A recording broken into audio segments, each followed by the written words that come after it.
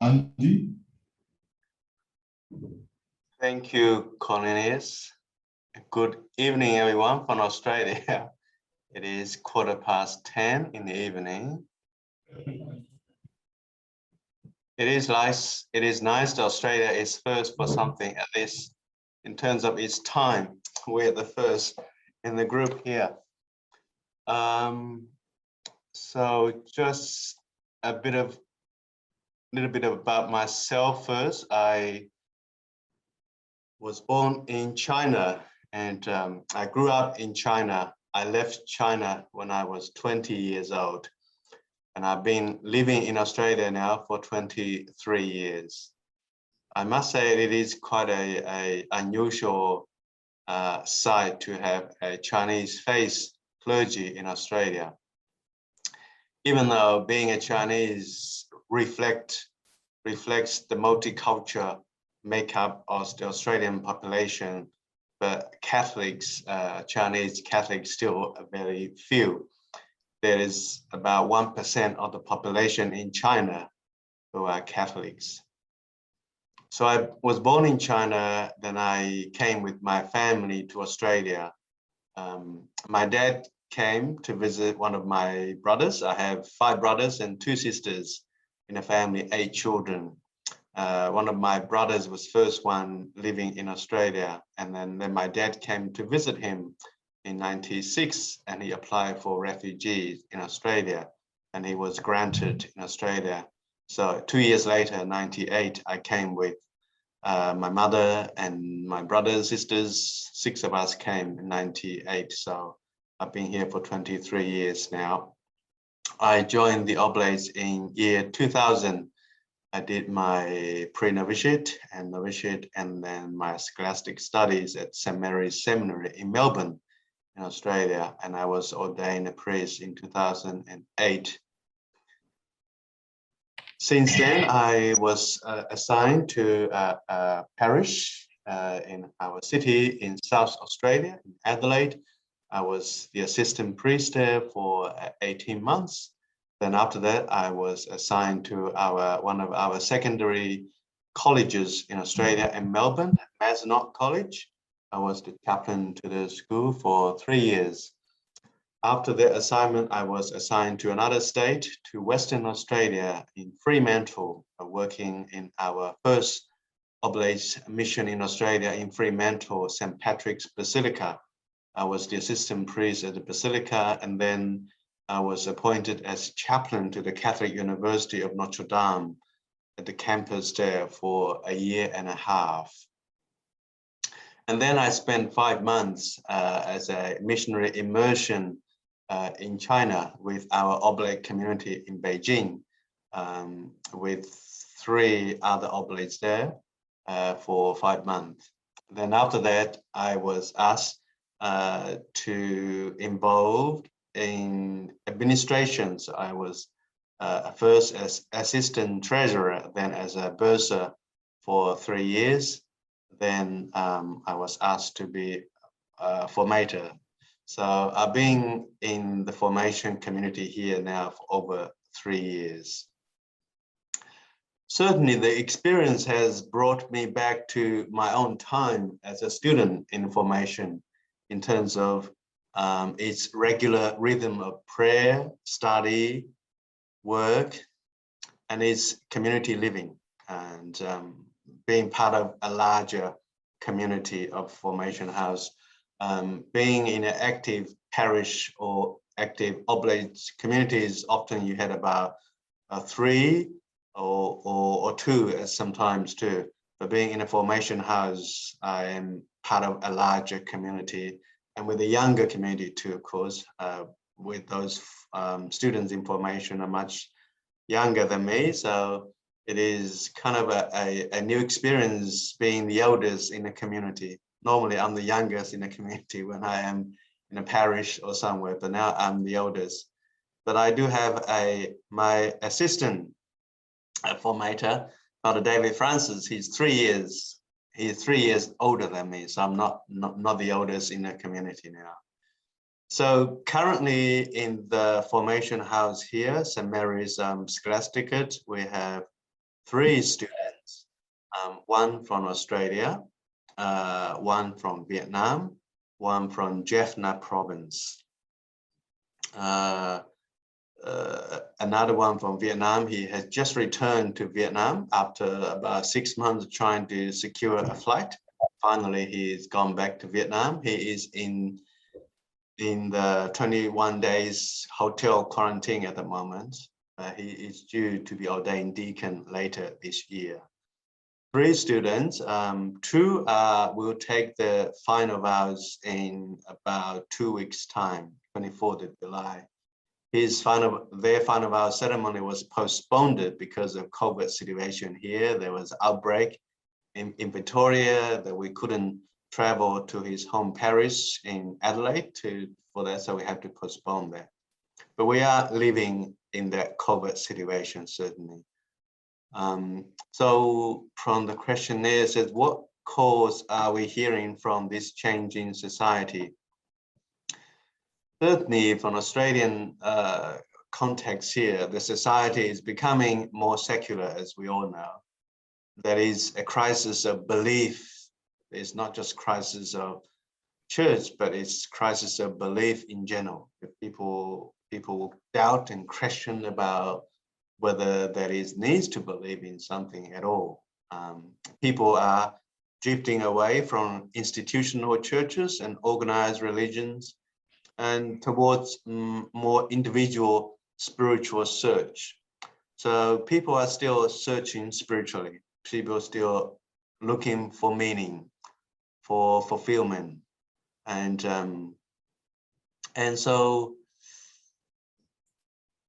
so there is a call to live in a more authentic Christian life, because people are looking at the church. They want authentic witness, particularly young people. If you ask the young people, say, why would they want to be part of a church if the church is not relevant to their life, is not going to give them meaningful ways, answers to whatever question they have in their lives too. And they won't buy it. They have too many options. They will go somewhere else. They'll try other things too. So really that means that this challenge us more also to be more converted to Christ ourselves, to be more authentic examples to those people. As I say, young people are still searching for meaning. They want to be involved with meaningful causes.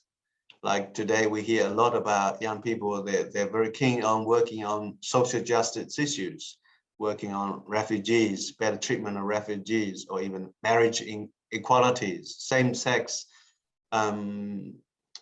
attractions, or climate change, things like that.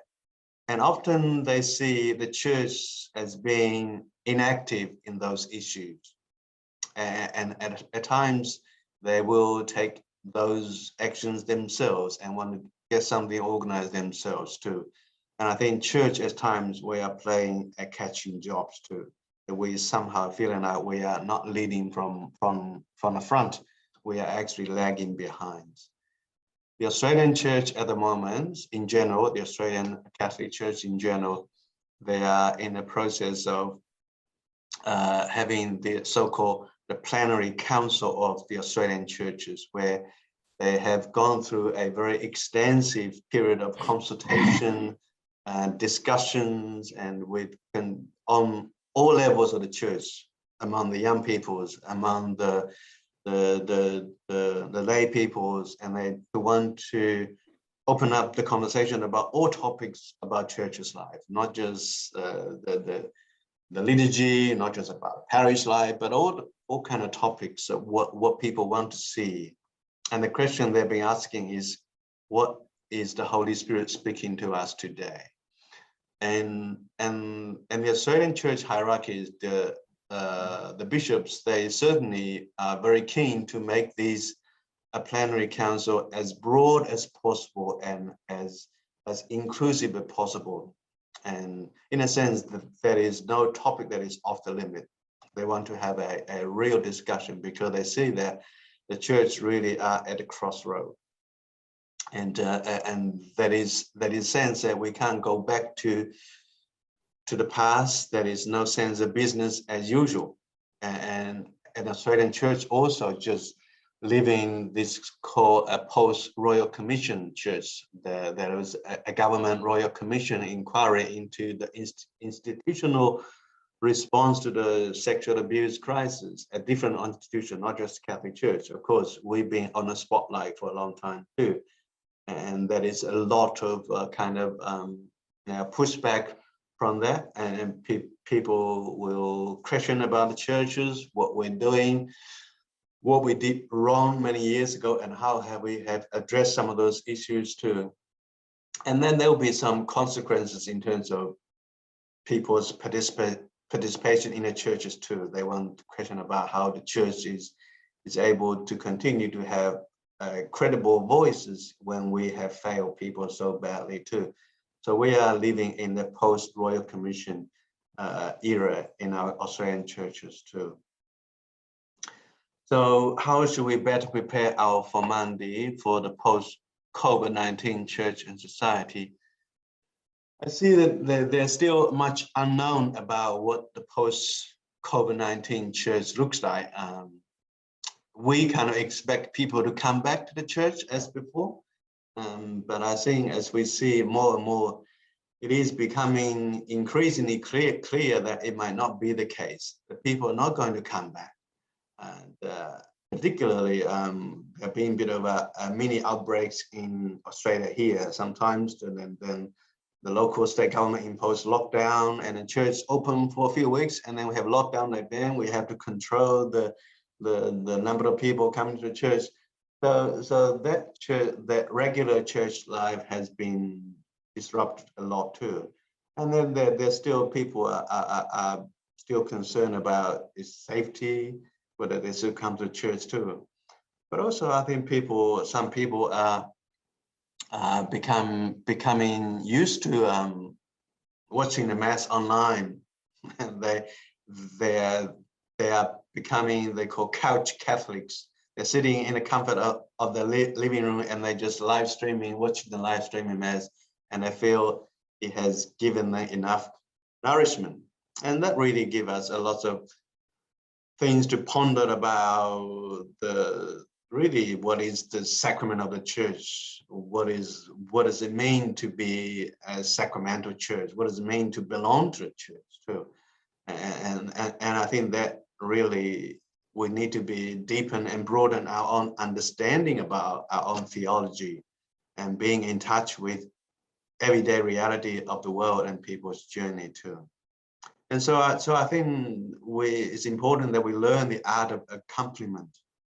A few weeks ago, I was doing a supply at one of our parish church in Sorrento Church there. And after the mass, interesting, first time I heard the feedback, the parishioner saying that, thank you for coming down for the mass, and thank you for, he said the homily, thank you for not preaching to us, but he said, I feel like that you're speaking like one of us. And I thought, oh, that really stays with me, that people feel like they don't like to be talked to, being told about you should do that, you should do that, you should do that. They much more open to preach when they're speaking as one of them. There's someone who are walking with them, journey with them. And I think that's what we are called to be. As a missionaries, we are called really to journey with people, journey with young people, with older people, with people from all walks of life. That's what we are called to be too. But more going back to the formation ministry now, now I'm 43. So it someone told me a couple of weeks ago, one of the oblates who was 2 years younger, he said, well, you know, people look at us nowadays as a middle-aged man too now. And that really just kind of stays with me to that. I still think that we're young and I still talk to young people, but no, people younger than me, they look at me as a middle-aged person. You have 2 minutes to go. And I do kind of sense there is some generational gap too also now between myself, David Francis, and also the student information. They are, although three of them, they're from 20s to mid 30s, so they are not much younger than me in a sense, but still they belong to a different generation. So there's something for me to be conscious of. And it is wonderful that my community, we at the moment, 5 of us, we bring in totally different cultural backgrounds. Father David Francis from India, and then Joshua Nash from Australian parents.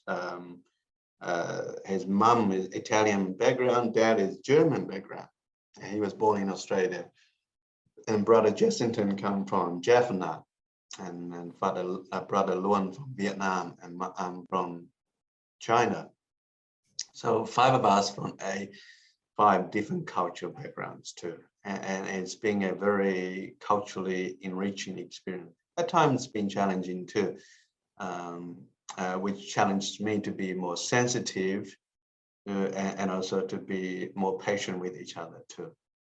So yeah, so that's a bit of my sharing. Thank you. Thank you very much. I didn't go too long, sorry. Thank you for the sharing. Thank you for bringing the news from down under to us. Thank you very much. Certainly, as we share, we have questions. I ask you to jot them down, the questions that come to you.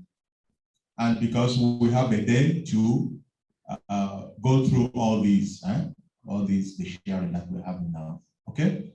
Unless you have a very burning question to ask as the person finishes, but I'll ask you to keep them for now, write them down, okay? So thank you, Andy, once again. And can we move to Bangladesh? Subhash? Yes. Can you hear me? Mm-hmm. Yep. Yeah. Yes. So first of all, I would like to bring cordial greetings from the delegation of Bangladesh, from all the members, and very especially from the scholastics. Scholastics are now on holidays, and 3 of them, they are doing Ignatian retreat, preparing them for the final profession. So first of all, I would like to introduce myself. I am Father Subhash Gomez. I joined the Oblate Formation in 1993, then went through the Juniorate Formation program in Mohammadpur, Dhaka. And later on, I went to Sri Lanka for pre-novitiate and novitiate and did my first vows in Sri Lanka, and came back to Bangladesh and stayed in the scholasticate, Dimajoner scholasticate in Dhaka, and completed my philosophy, and then 1 year of theology in Bangladesh. And next 2 years, I did my theology in Rome from 2005 to 2007. And I was ordained in 2007. After ordination, I served in one of the parish in Sylhet, Lakhipur parish, for 1.5 years. Then I was transferred to north of Bangladesh, another oblate parish. I was working there for 6 months. Then I came to the scholasticate as assistant formators, and I worked here for 2 years. After that, I was serving the delegation as treasurer for 7 years.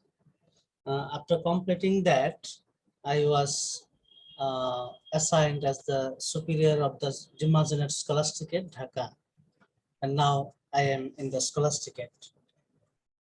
Now, I think many of you will know about some of things about Bangladesh. Where is Bangladesh? Just to give a short, brief introduction on that. Bangladesh is situated in South Asia. We share 3 sides Indian border area, and down south we have Bay of Bengal.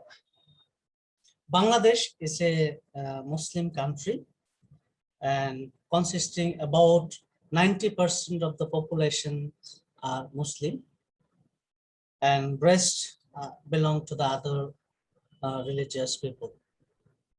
And Christian, we have only 400,000 Christian, or little more than that.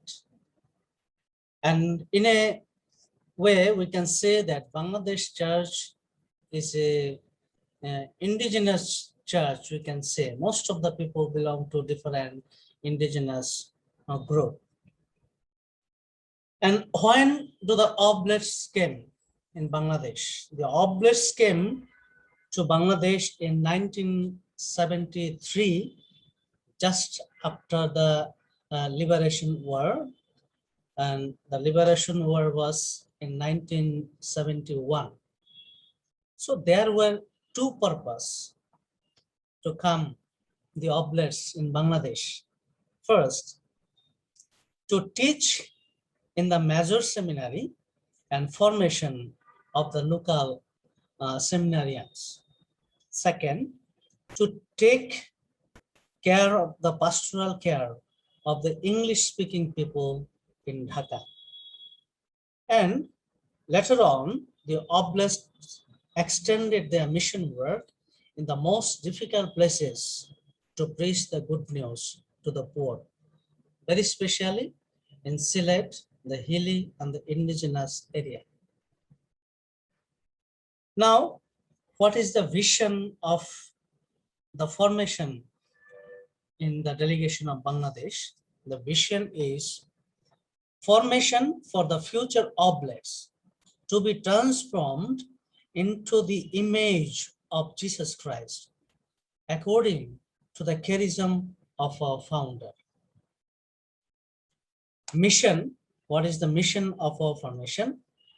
Formators accompany the candidates in walking in the footsteps of St. Eugene de Mazenet in their journey of integral growth, backed by a systematic program in the fields of physical, human, psychosexual, intellectual, spiritual, communitarian, and pastoral areas.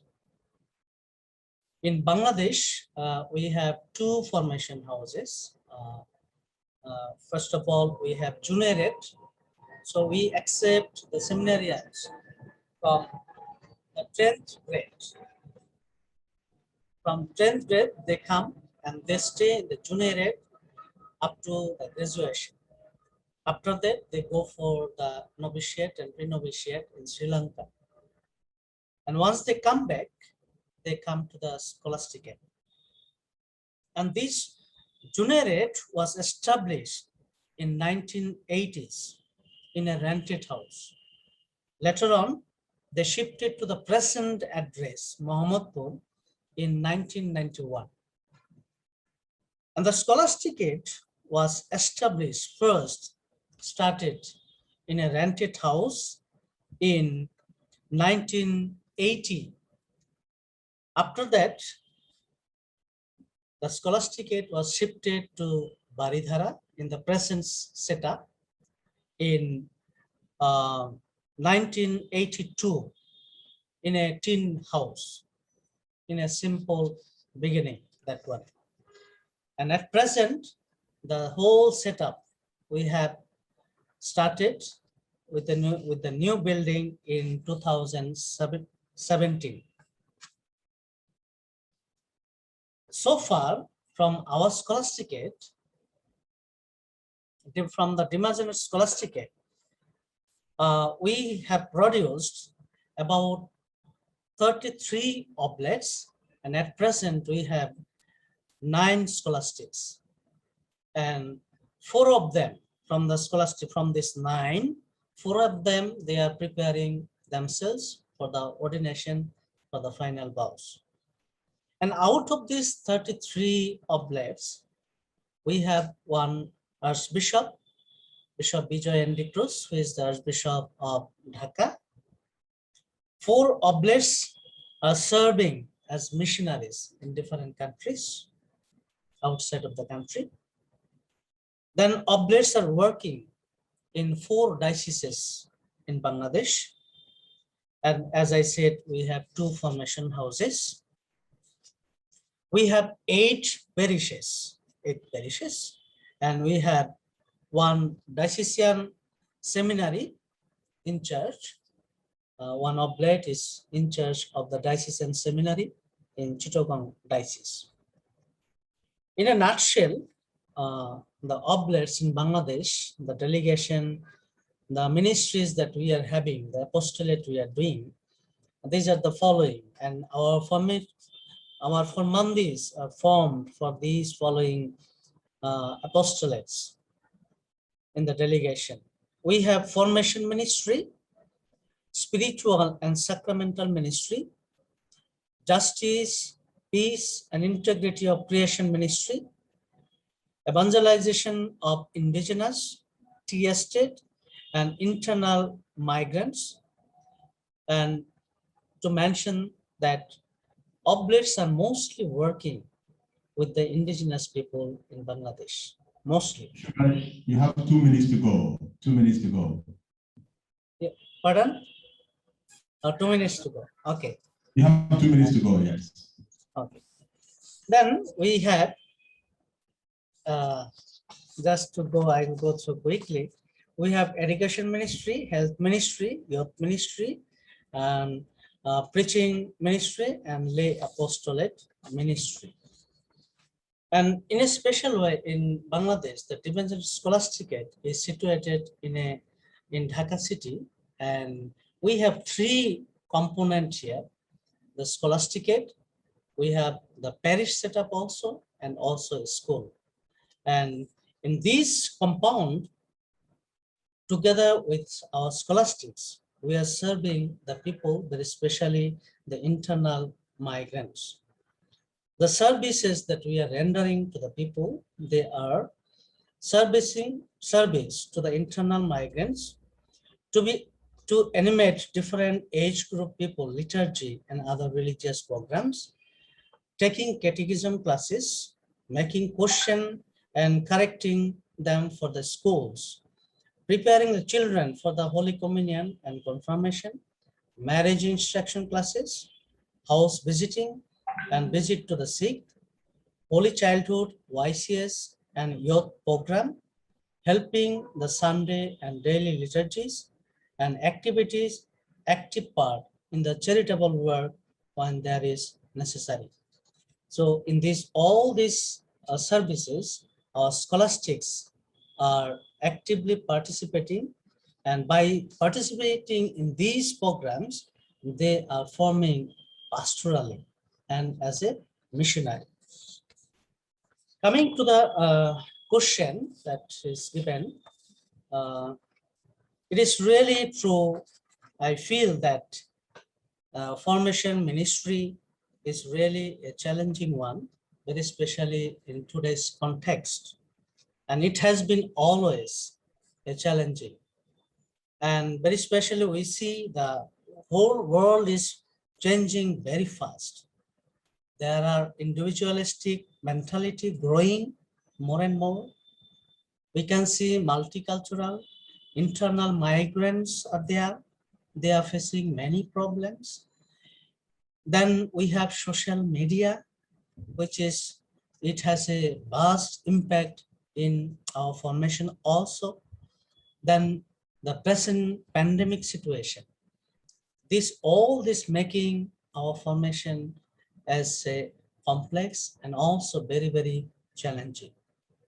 I feel that during this time, going through this situation, our formation, our formandis, they are also learning many things.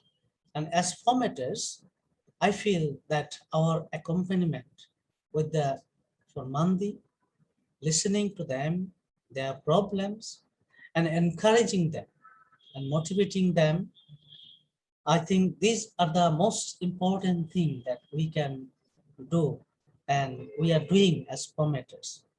And it is really challenging, but there is also hope. There is also hope. So I think the present situation, this lockdown, quarantine, social distance, everything, have a impact. The impact in the church, in our formation, is great. It's great. So I can share that. Yeah, it's also Andrew say the people are not coming to the church now. Last Sunday we have only 22 people for the Sunday mass, whereas the whole church was full earlier. We hope and pray that this situation will be over, and our formation and our formandis, they need our accompaniment, and we need to journey with them. So I would like to finish here. I would like to thank all of you to listening to me. Thank you so much. Thank you very much. Thank you, Subhash, for the presentation, for sharing. As we thank you, we move over to Brazil. I just want to remind us that, as we said, we agreed we have each 10 minutes. You know that we have limited time, so try to be charitable as we share. But I see someone is talking about Brazil now. Or the Superior General is okay, so let us listen to Professor Antonio. That's what Father General is calling you, Antonio. Antonio, tienes la palabra. Buenos días. Peço a los hermanos que me ajudem a praticar o meu portunhol. Eu sou Antônio Pereira, sobrinho, tenho 55 anos. Conheci Luiz Oblato em 1998. Antes que eu entrasse em Luiz Oblato, eu trabalhava em uma escola de ninhos e também trabalhava com jovens. Desde me quedei na escola 15 anos como maestro, pero sempre tinha a vontade de trabalhar em la igreja. Então, entrei com Luiz Oblato em 2002. Ha hecho mi estágio missioneiro em México. Conheci o padre Cândido, padre Ariel e outros oblatos de allá. Fui ordenado em 2009. Trabalhei meus primeiros anos em la missão na área missioneira em la ciudad de Manaus, Amazonas. Lá me quedei 6 anos e meio. Depois fui transferido para a cidade de Sumaré, onde quedei como párroco da paróquia de Nossa Senhora Aparecida durante 3 anos. E allá comecei a ajudar em la casa del pré-noviciado durante 3 anos. Este é meu terceiro ano em la ciudad de São Paulo, em la casa del post-noviciado. Para mim, está sendo uma boa experiência. Tenho aprendido muito acompanhando os jovens. Este ano, acá com nós outros, vive 11 jovens, 2 africanos, um de Camarão e outro da Nigéria, um boliviano, 2 peruanos e 6 brasileiros de 6 estados de região diferente. Pero posso dizer que estamos bem, está sendo aprendizado. Eu aprendo com eles e eles aprendem pouco de mim. Pero acá em Brasil, a igreja também temos que refazer nossas atividades, começando em lidar com a internet para atender as pessoas que não podem vir à igreja. Também ajudar as pessoas a lidar com as perdas, com a morte, que acá em Brasil já ultrapassa meio milhões de pessoas que han morrido. Também a igreja em Brasil há grande trabalho para acompanhar as famílias destruídas com as percas de seus entes queridos. Também ajudar as pessoas a superar seu sofrimento com o desemprego.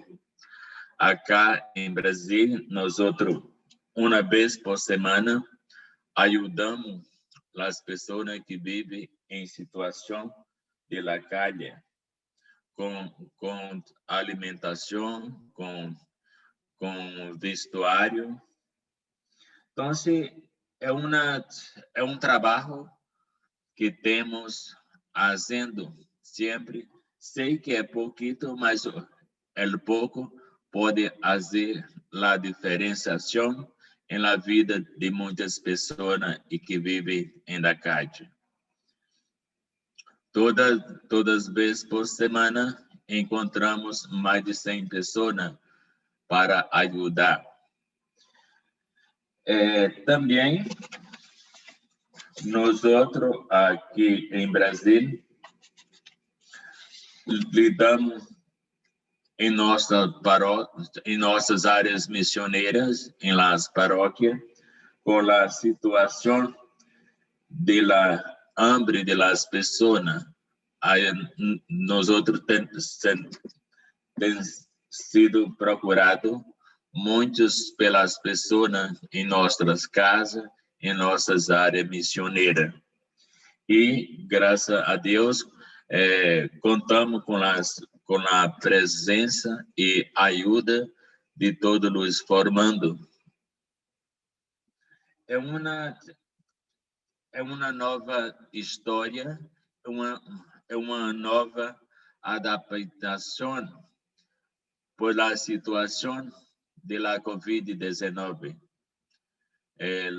A igreja ha cambiado muito e nós estamos tentando se adaptar à realidade. Miro como as coisas como grande desafio. Ajudar as pessoas pela situação e também não se olvidar de ajudar a nós outros.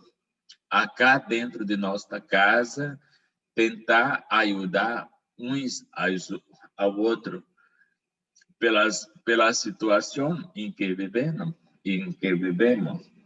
Lá, os jovens ha hecho uma experiência muito linda de ajudar acá em nossa casa, mostrar suas habilidades em la comunidade.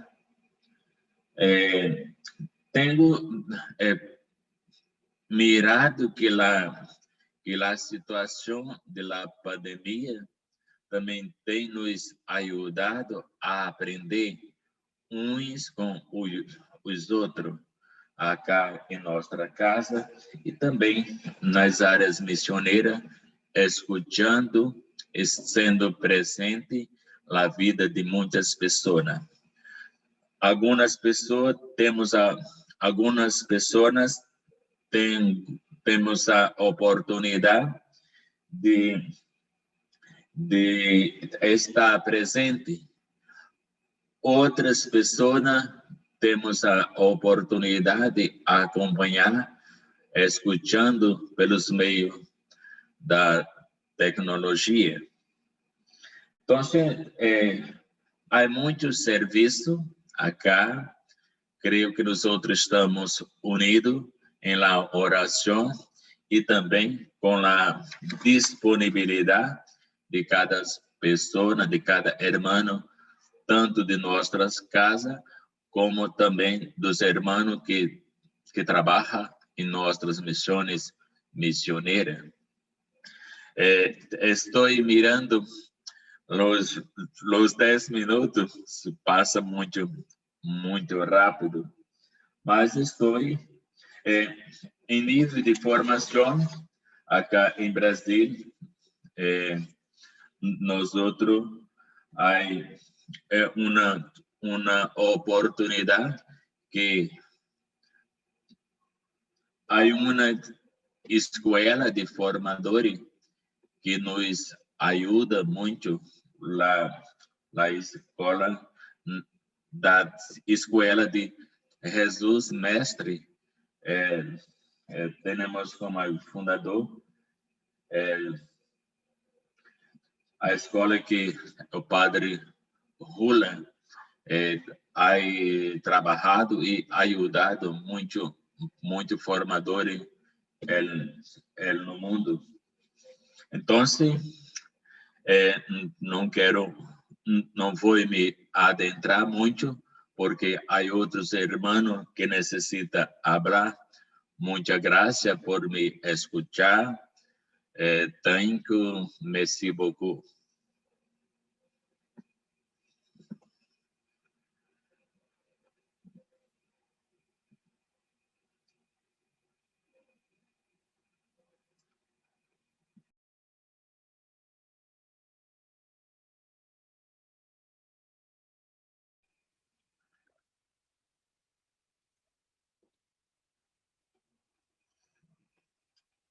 Thank you.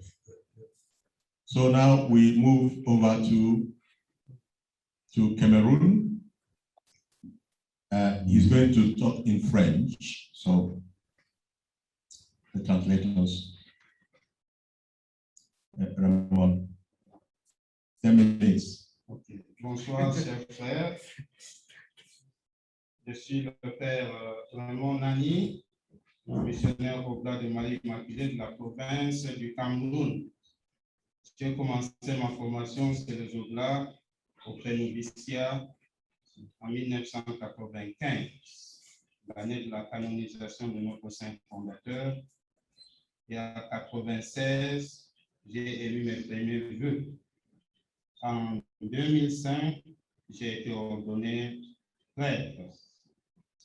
À mon ordination, j'avais pris comme devise le passage suivant de l'Évangile, Jean 12, 26.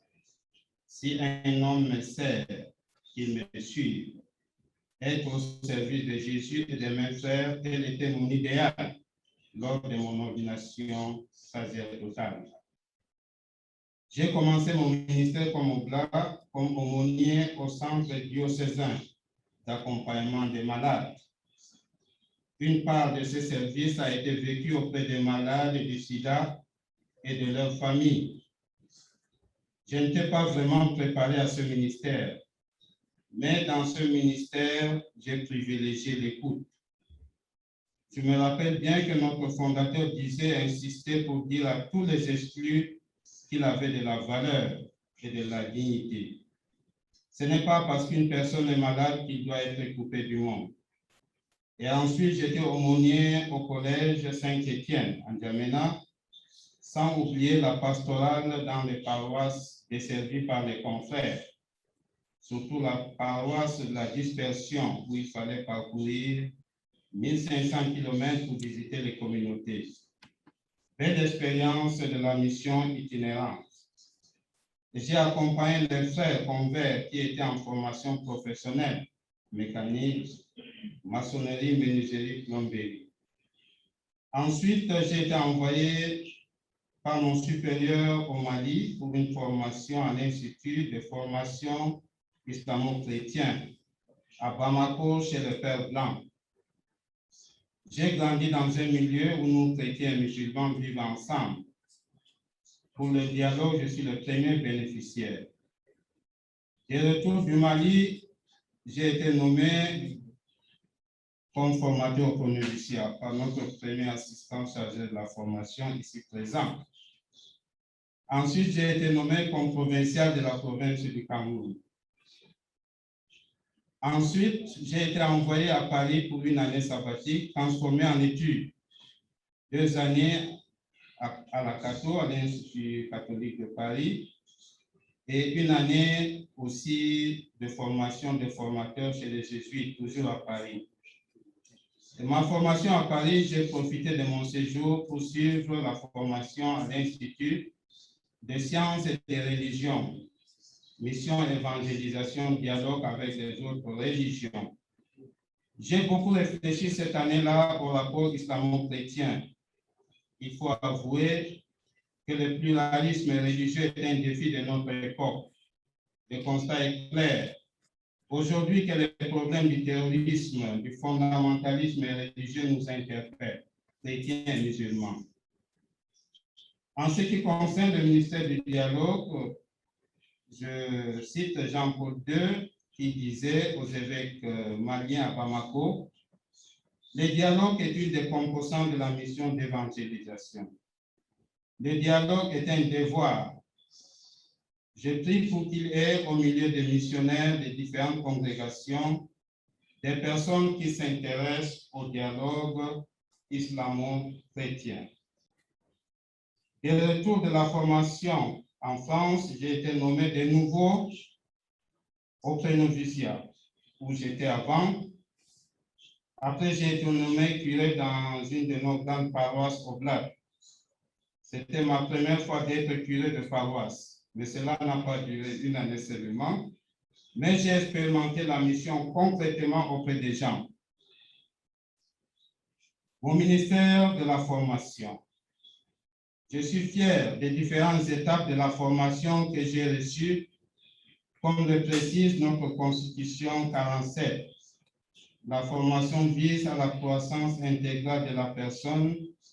Elle se poursuit toute la vie et conduit chacun à s'accepter tel qu'il est appelé. J'ai travaillé au Post-novitiate pour la formation de jeunes qui souhaitaient rejoindre notre congrégation.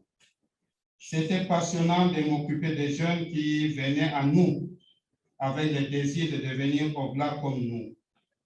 Les années du Post-novitiate sont les plus difficiles de toute la formation. Je suis passé par là. Parce que les jeunes sortent du lycée et ne connaissent pas grand-chose de la vie missionnaire. Les jeunes qui arrivaient étaient motivés pour la vie religieuse. Nous devons les aider à discerner leur vocation et à vérifier leur détermination à suivre le Seigneur dans l'Église et comme oblats.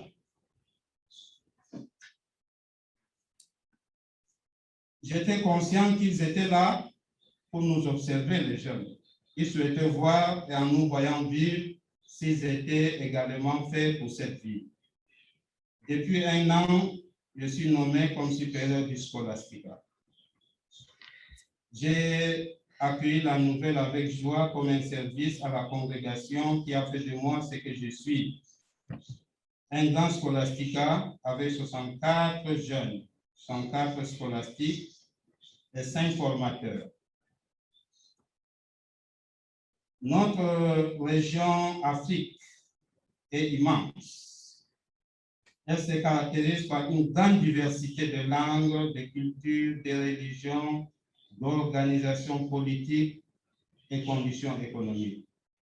L'avenir de nos missions en Afrique va dépendre de plus en plus des vocations locales.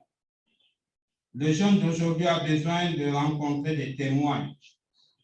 Dieu merci, il est étonnant de voir le nombre de jeunes qui s'intéressent aux missions et veulent s'engager. Les grands défis actuels sont nombreux dans la formation en lien avec la société en mutation. Pour nous, dans les maisons de formation, l'unité dans l'équipe de formateurs. Le témoignage de l'évangile en parole et en acte. L'inculturation qui est une tâche difficile. L'attitude de dialogue en ce qui concerne les autres religions. Se faire la voix des sans-voix. Les moyens de communication sociale. La formation à l'utilisation des médias est une nécessité. La formation pour la mission. Le défi du dialogue, relation entre les scolastiques. Sens de l'honnêteté, de la responsabilité.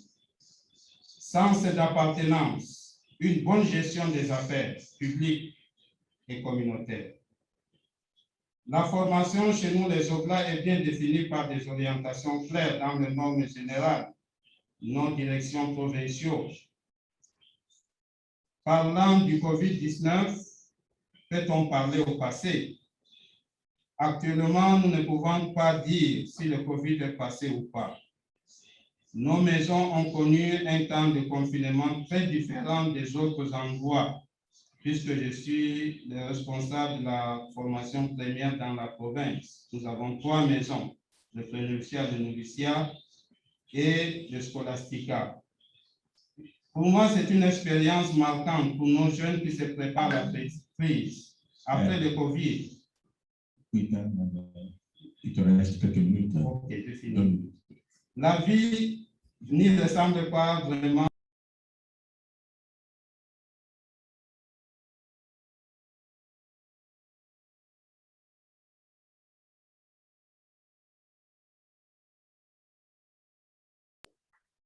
Merci beaucoup. Thank you very much, Raymond, for the very extensive. I think I caught you there, but you have more time to share with us. Thank you very much for the report and for sharing your experience with us. Now we go from Cameroon to Congo. Jean-Pierre Benkechi. Bonjour, bonsoir.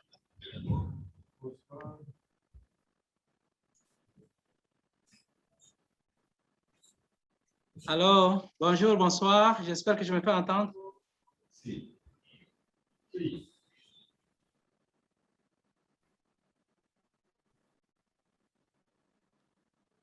DGC. Yes, on t'entend. OK, merci beaucoup.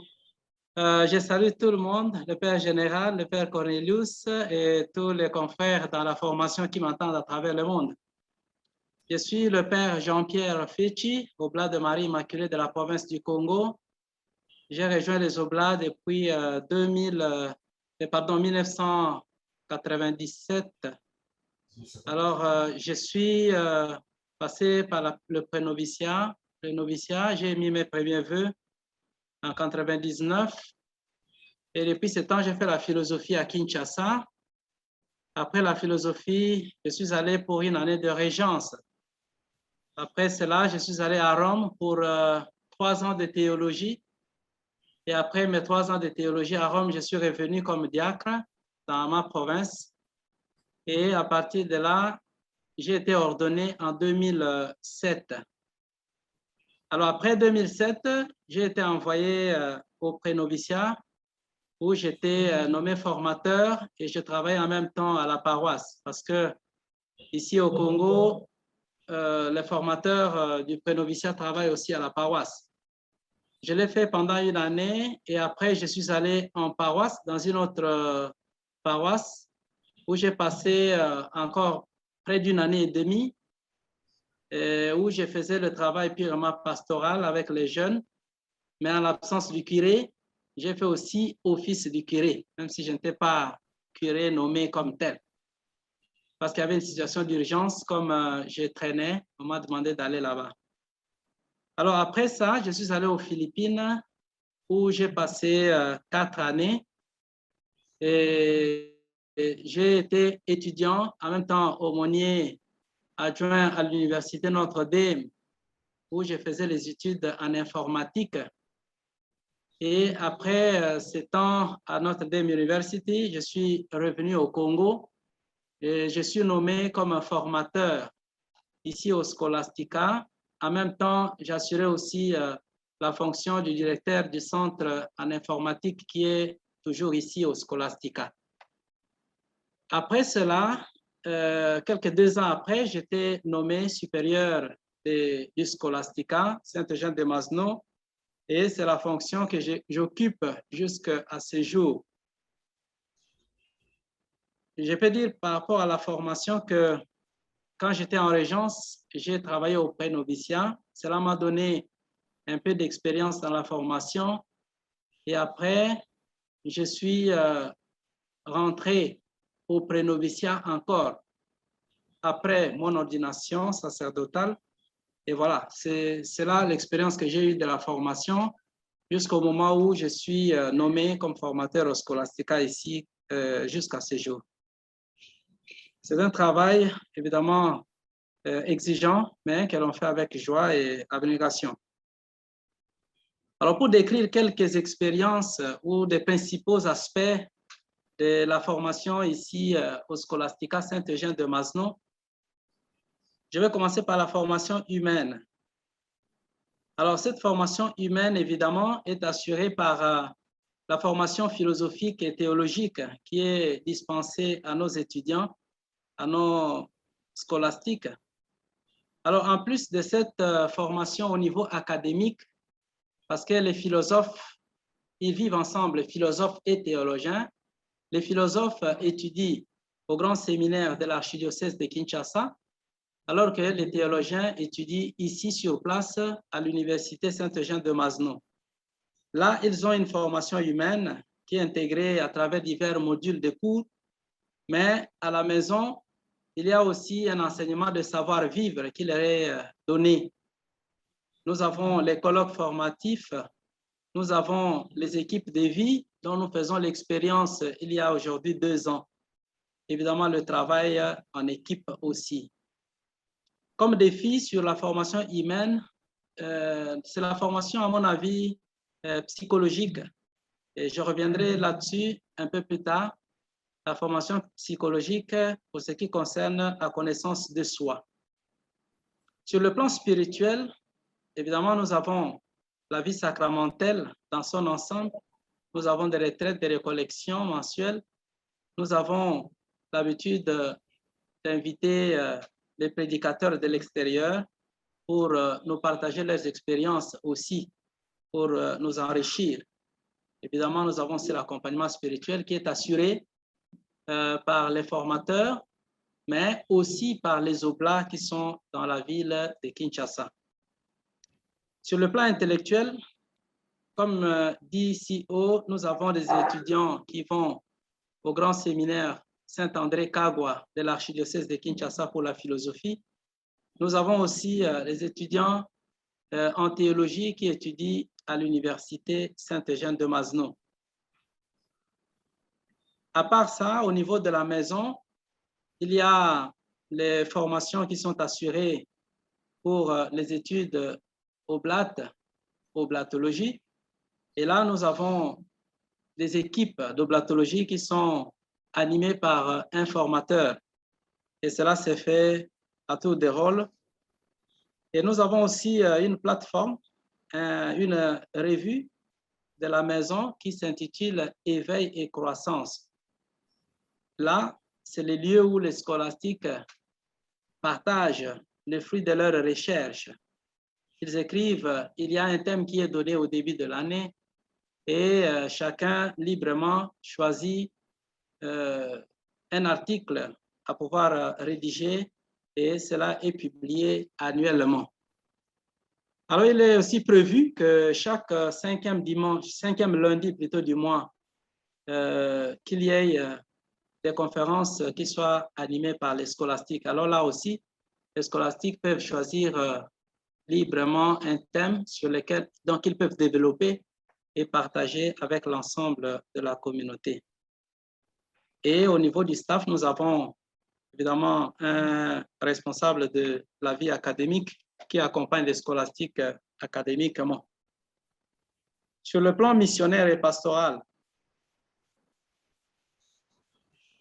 étant donné la configuration de notre communauté où nous avons des étudiants philosophes et des théologiens, il y a une pastorale, nous pouvons dire directe, qui est exercée par les théologiens et cela se fait à travers la catéchèse dans les paroisses et les ministères des diacres dans les paroisses.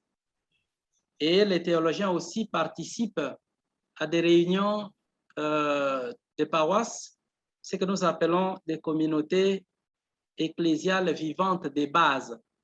Ce sont des petites communautés où les chrétiens font l'expérience de l'église famille. Et là, ils se rencontrent tous les jeudis, les chrétiens, je veux dire, pour partager autour de la parole de Dieu et aussi partager les expériences de la vie sociale. Et les scolastiques, quelques jeudis du mois, ils vont rejoindre ces groupes-là pour écouter et partager avec eux l'expérience de la parole de Dieu et l'expérience de la vie sociale. Nous avons aussi la régence, évidemment un moment privilégié pendant lequel les scolastiques vont toucher du doigt la réalité pastorale et de la vie oblate. Et là, les gens qui sont envoyés à l'extérieur du pays, ils ont généralement l'habitude de passer 2 ans de régence, alors que ceux qui restent au pays, ils font seulement 1 année. Alors, ce que je peux dire comme point fort de la formation ici, c'est que c'est une formation qui vise l'intégralité, une formation intégrale. Alors, il y a tous les aspects qui sont mis en jeu, suivis de telle sorte qu'on puisse parvenir à cet objectif-là. Alors, comme point faible, on peut dire ainsi, ou les difficultés, c'est en fait le manque d'un aspect pratique ou plus d'aspects pratiques pour pouvoir donner aux scolastiques des capacités pour se former plus directement à la mission. Les formations pratiques, ici je vois l'entrepreneuriat par exemple, je vois aussi les cours de leadership, je ne sais pas, mais tout ça de telle sorte qu'ils aient beaucoup plus de capacités, en plus des capacités philosophiques et théologiques. Je parlerai aussi du nombre de formateurs parce que nous sommes une grande communauté constituée de 52 scolastiques et nous avons 5 formateurs.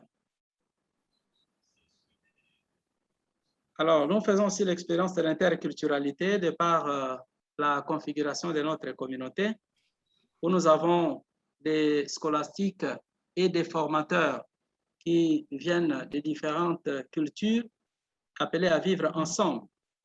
C'est un défi, mais le chemin est en train d'être fait. Il y a des points qui méritent éloge, mais il y a aussi des points qui méritent encore d'y travailler. Pierre, il te reste 1 minute et demie. OK, merci. Alors, je passe à la question de ce qu'il y a à améliorer. J'ai déjà parlé de la formation pratique, l'entrepreneuriat, la formation humaine avec insistance sur la formation psychologique.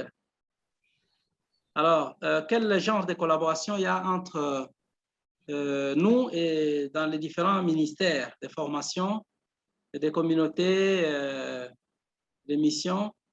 Alors, je dirais que la collaboration est bonne dans la mesure où le Scholastica est situé dans la même parcelle, par exemple, que l'Université Saint-Eugène de Masno. Certains formateurs travaillent soit dans l'administration là-bas ou assurent l'un ou l'autre cours. Cela permet une connexion et aussi une collaboration. Et la qualité de la vie missionnaire qui est assurée en non-formandie, ici, je dirais que c'est au niveau des cours. Nous avons des cours de langue qui sont donnés. Nous avons l'espagnol, l'anglais, le français, l'italien, le portugais. Mais il y a aussi des cours, surtout au niveau de théologie, un peu moins au niveau de philosophie, des cours de culture langue africaine.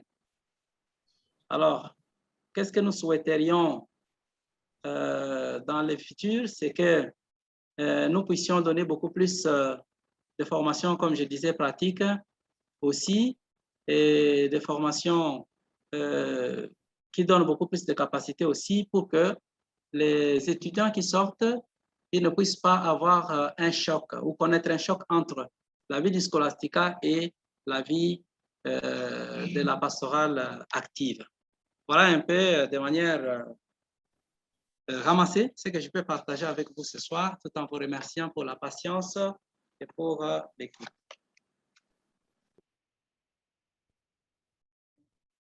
Donc, bonjour à vous tous.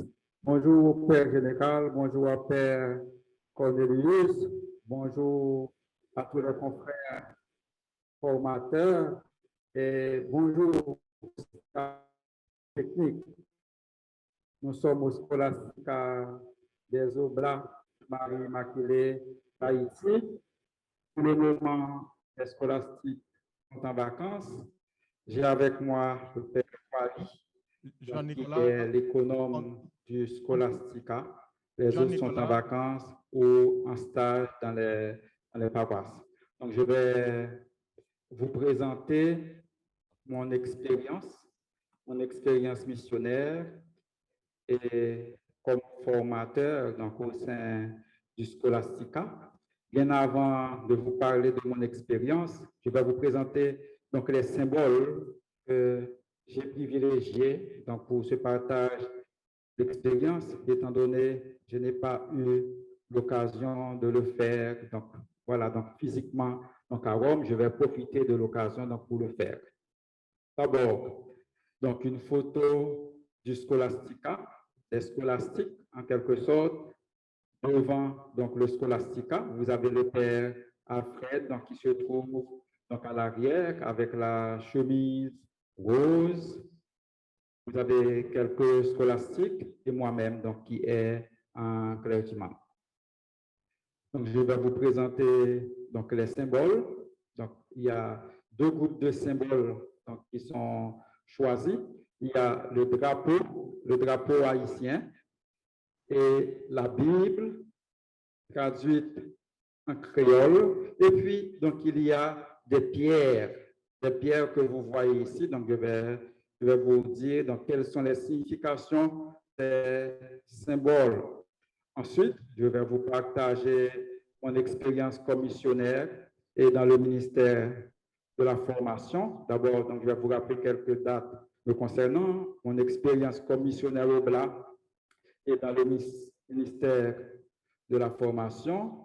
Après, donc, je vais partager donc, avec vous mes satisfactions donc, et les défis que je perçois donc, au sein de l'exercice de ma mission et de mon ministère. Je vais partager donc, avec vous en quelque sorte notre expérience au Scholastica avec la pandémie donc, du coronavirus. D'abord, donc, pour les symboles, vous avez, comme je viens de vous le dire, donc, le drapeau haïtien, et puis vous avez donc, la Bible traduite en créole. Donc, je vous invite à rendre grâce avec moi pour la rencontre entre l'Évangile et la culture haïtienne, autrement dit, le peuple haïtien, dans ce qu'il a de plus profond, donc dans son identité, au travers des multiples difficultés que le peuple haïtien est en train de vivre, l'Évangile continue d'être pour lui une source intarissable d'espérance. Donc voilà donc la signification que j'attribue à ces deux symboles. Ensuite, donc il y a des pierres, les pierres que vous voyez ici, donc qui sont autour de la Bible donc, et du drapeau. Donc ces pierres, de quoi s'agit-il au fait? Donc il s'agit des pierres apportées par les coordonnateurs et les coordonnatrices pastoraux des différents quartiers lors de l'ouverture de l'année pastorale en septembre 2020, dans le cadre de la pastorale de proximité mise en place au niveau de notre scolastica. Donc, ces pierres symbolisent le désir profond de tout un chacun d'apporter sa contribution à la construction de l'Église du Christ que nous essayons d'édifier dans des quartiers difficiles de la périphérie nord de Port-au-Prince. Nous rendons grâce à Dieu de nous donner de pouvoir compter sur des énergies locales dans la réalisation de notre mission comme Obla, donc en Haïti, notamment donc, au sein du Scholastica Notre-Dame de l'Église. Voilà pour les symboles que j'ai privilégiés, donc leur signification. Donc maintenant, donc, je vais partager donc, avec vous quelques dates de ma vie et par conséquent de ma vocation. Donc d'abord, je suis né donc, le 6 décembre donc, 1975. Donc, vous pouvez déjà deviner mon âge. Donc j'ai fait ma formation, pratiquement toute ma formation classique dans ma ville natale, donc à Campérin, dans le sud d'Haïti. Nous avons notre petit séminaire, le petit séminaire collège de Masno. Donc, après ma formation classique, je suis entré chez les Oblats donc dans l'année 1997 et le 8 septembre 1999, donc j'ai fait ma première oblation. Donc là, donc j'ai fait tout le parcours de la formation première et puis donc le 8 septembre 2004, donc j'ai fait mes vœux perpétuels donc, au sein de la congrégation. Et le 8 décembre 2005, donc j'ai été ordonné prêtre. Et voilà, donc essayons de voir donc, maintenant mon expérience missionnaire et dans le ministère de la formation, tout en mettant en évidence les différentes étapes de cette expérience. D'abord, mon expérience dans la formation première et dans la formation continue, que je considère aussi comme une expérience missionnaire. Donc d'abord, après mes premiers vœux, j'ai fait mes études philosophiques donc au grand séminaire Notre-Dame d'Haïti de 1999 à 2001. Après les études philosophiques, j'ai été envoyé donc, pour une expérience de stage en Guyane française. Et là, je suis resté 1 an. Après mon expérience de stage, j'ai été envoyé donc, en France, notamment à Lyon, pour intégrer le Scholastica international de France, donc qui se trouvait à ce moment-là à Lyon, pour des études de théologie, donc en quelque sorte, que j'ai effectué au sein de l'Université catholique de Lyon de 2002 à 2005. Ensuite, donc, je suis retourné après mes études donc, au Scholastica de Lyon. Je suis retourné donc, en Haïti donc, pour être ensuite pour être ordonné prêtre. Et là, donc, j'ai intégré la mission. Donc, après 3 ans, ministère, d'abord dans 2 paroisses différentes, et comme Socius, donc au Scholastica. Donc, j'ai été envoyé à Rome, j'ai intégré l'institution générale donc pour des études avancées en sciences de l'éducation, des études qui ont pratiquement duré 7 ans, donc de 2008, de juin 2008 donc à juillet 2015. Maintenant, pour mon expérience, ce qui concerne mon expérience missionnaire, donc 2 grandes étapes. D'abord, dans le ministère paroissial, ensuite, dans le ministère de la formation. Et dans le ministère paroissial, donc j'ai fait 2 catégories d'expérience. D'abord, donc après mon ordination, j'ai été envoyé comme vicaire à la paroisse des Anglais sur la côte sud d'Haïti. Là, je suis resté 1 an. Après mon expérience aux Anglais, j'ai été envoyé comme vicaire à la paroisse Saint-Eugène de Mars-Nord, donc qui se trouve dans le sud, donc au Caille. Je suis encore resté 1 an après cette expérience missionnaire dans 2 paroisses différentes. J'ai été envoyé au Scholastica comme formateur, notamment comme assistant du supérieur. Donc, et j'y suis encore resté 1 an, donc 2007-2008. Après cette année, donc j'ai été envoyé à Rome donc, pour continuer mes études en sciences de l'éducation.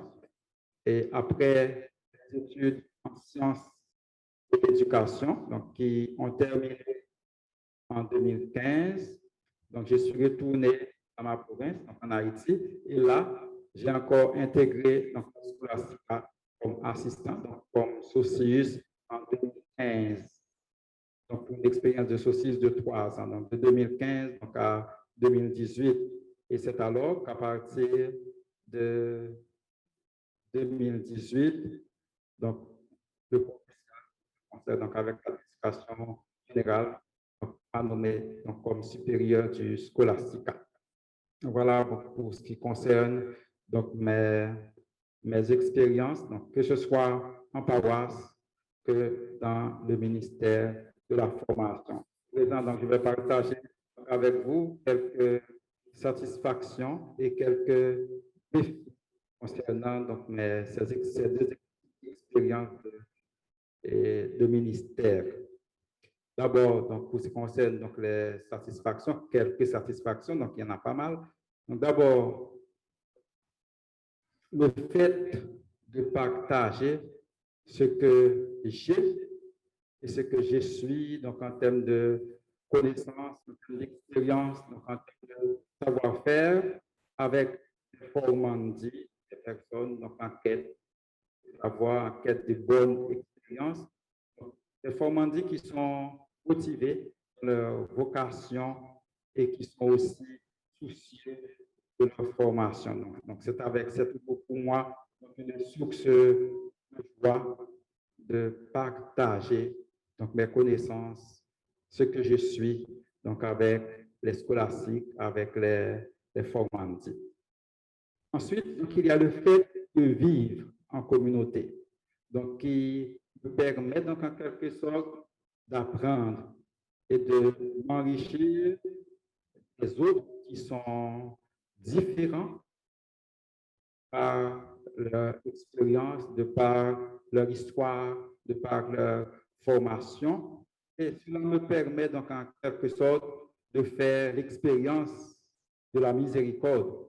L'expérience de la miséricorde, aussi bien comme bénéficiaire, donc parce que je suis accepté, je me sens accepté donc au sein de la communauté de formation où je vis, mais aussi donc en tant que missionnaire de la miséricorde, dans la mesure où je suis appelé donc à prendre patience à l'égard des scolastiques, mais aussi donc à l'égard de mes confrères donc, qui partagent avec moi donc, le ministère de la formation. Ensuite, donc, il y a l'expérience missionnaire du Scholastica, donc à travers la pastorale de proximité donc, que nous essayons de mettre en place au niveau du Scholastica, donc pastorale de proximité donc, qui nous permet d'être proche des gens et d'être en contact avec les plus pauvres. Donc voilà donc pour quelques satisfactions donc, que je voudrais partager donc, avec vous. À présent, quels sont les défis? Les défis donc, donc, au Scholastica, donc voilà, dans notre mission, dans l'exercice de ce ministère. D'abord, donc, il y a les ressources financières et infrastructurelles donc, qui sont limitées. Souvent, nous sommes appelés donc, à faire avec les moyens du bord. Ensuite, comme défi, donc, il y a la complexité du processus d'accompagnement des jeunes dans le contexte actuel, un contexte tout aussi complexe, mais aussi donc il y a la complexité du processus de discernement vocationnel qui demande beaucoup d'efforts, beaucoup de discernement, donc avant de décider, d'accepter, donc de réorienter donc un jeune qui exprime sa vocation et qui demande d'intégrer notre communauté, autrement dit, notre congrégation. Donc, il y a la complexité donc, de ce processus d'accompagnement et de discernement vocationnel. Un autre défi majeur donc, que je voudrais souligner, donc, c'est le fait que nous sommes obligés de former dans les exigences de la mission dans un monde en constante mutation, dans un monde en constante transformation, donc autrement. Donc voilà donc pour quelques satisfactions, donc quelques défis donc, qui réjaillissent donc, en quelque sorte de mon expérience tant comme missionnaire en paroisse que dans le ministère de la formation. Maintenant, donc, quelle a été notre expérience avec autrement dit, donc, la pandémie du coronavirus? D'abord, donc, je vais aborder donc, cette expérience du point de vue des études, de l'accompagnement scolastique, ensuite du point de vue pastoral. Donc, comment est-ce que cela a été vécu? D'abord, du point de vue des études et de l'accompagnement des scolastiques. Donc, il faut dire qu'au début de la pandémie, il n'était pas possible pour les instituts donc, de théologie et de philosophie, donc scolastiques, il n'était pas possible pour eux de proposer une expérience de formation à distance. Alors, il fallait enseigner aux scolastiques comment gérer efficacement leur temps, leur expérience d'apprentissage, comment étudier, comment progresser de manière autonome. Et c'est là que nous avons procédé donc, à la création d'équipes de travail donc, pour leur permettre de travailler ensemble et de partager, donc entre notamment d'approfondir en groupe donc l'apprentissage de la langue française. Et puis, nous avons aussi insisté donc, pour qu'ils créent des horaires donc, de travail donc, personnels. Chacun devait créer son horaire de manière donc, à pouvoir progresser donc, dans ses études de manière autonome. Donc, il a fallu, donc, pendant cette expérience, tenir les jeunes en haleine donc, et les tenir accrochés aux études.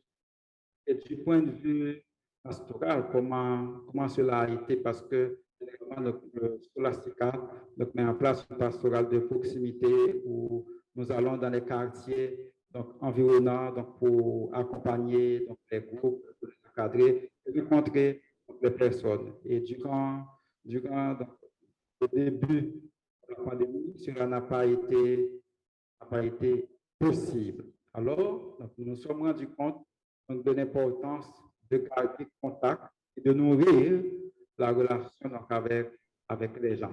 Nous avons alors inventé d'autres moyens pour combler la distance, pour compenser, autrement dit, donc, la distance physique et sociale, notamment donc, à travers des groupes WhatsApp. Et c'est là aussi que nous avons eu l'initiative de créer donc, un noyau, c'est-à-dire un groupe constitué de responsables, de coordonnateurs pastoraux au niveau des différents quartiers. Et ce noyau nous a permis de réfléchir et de piloter donc, les différentes expériences donc, qui ont lieu dans ces quartiers. Et cela nous a aussi permis de rester connectés et de fonctionner en réseau. Donc voilà, donc, nous sommes arrivés donc, à la conclusion. Donc là, pour voir qu'est-ce que j'ai appris et qu'est-ce que je suis en train d'apprendre de ces expériences.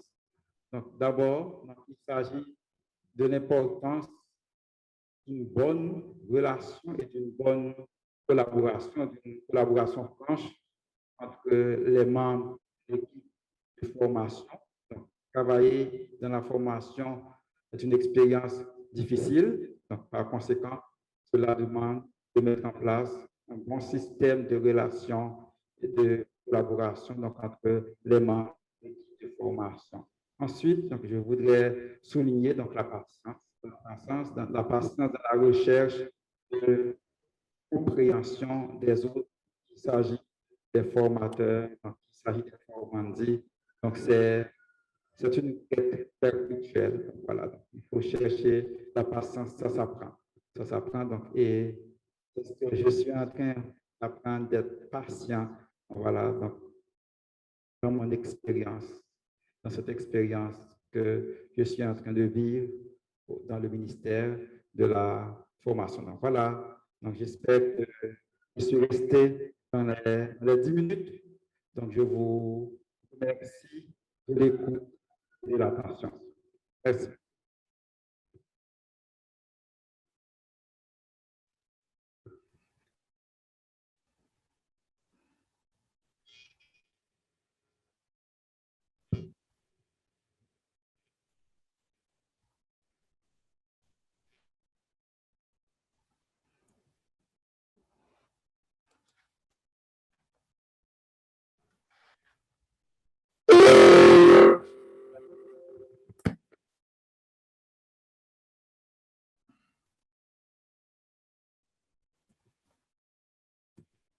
Okay. So thank you very much, Hetty and Jean-Nicolas. Now we go to Cruz del Sur. I think Oscar is there. We want to listen to Oscar. Sí, estoy. Buenos días. Gracias por esta oportunidad de compartir juntos. Bueno, soy Oscar Vera. Tengo 39 años y voy a compartir un poco con ustedes mi experiencia vocacional con los oblatos y también mi experiencia aquí en la casa del post-noviciado. Conocí a los oblatos en el año 1999 en una misión juvenil que los oblatos realizaron en mi parroquia en el norte de Paraguay. Bueno, yo soy de Paraguay. Quiero aclarar también que la provincia Cruz del Sur conformamos Paraguay, Uruguay, Chile y Argentina. Y estamos en el 4º año de esta unificación. La casa juvenil o la casa vocacional, ahora tenemos en Uruguay el prenoviciado, tenemos en Argentina y el postnoviciado tenemos aquí en Asunción, Paraguay. Y si tenemos novicios se van a Brasil. Bueno, ahora Brasil no tiene más, ahora en Guatemala. Ingresé a la casa vocacional en el año 2001, después de tener una experiencia misionera con los oblatos. Ahí fue donde ellos me invitaron para un retiro vocacional.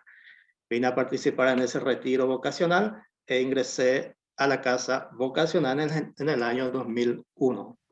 En el año 2011 profesé los votos perpetuos y en el año 2012 recibí la ordenación sacerdotal. Recibí la obediencia para la provincia y después entonces me fui a la misión del vicariato del Chaco aquí en Paraguay. Allí tuve la oportunidad de trabajar de cerca con los jóvenes, acompañado a la pastoral juvenil del vicariato durante 5 años. También tuve la oportunidad de trabajar con jóvenes en colegio y estuve en la misión 7 años. En el 2020 vine aquí al post-noviciado. Prácticamente vine con la pandemia. Después de 15 días de llegar aquí a la casa, comenzó la pandemia. Es decir, estoy acá en el 2º año en el post-noviciado. Y bueno, aquí en la casa somos 9 integrantes, de los cuales 4 son de la provincia, 2 son ponovicios de Venezuela, 1 ponovicio de Perú. Y nosotros somos 2, el padre José David Palumbo y yo, quienes acompañamos a los ponovicios. Tenemos un ponovicio que está estudiando en Roma, justamente hoy llega aquí a nuestra casa, está viniendo para vacaciones.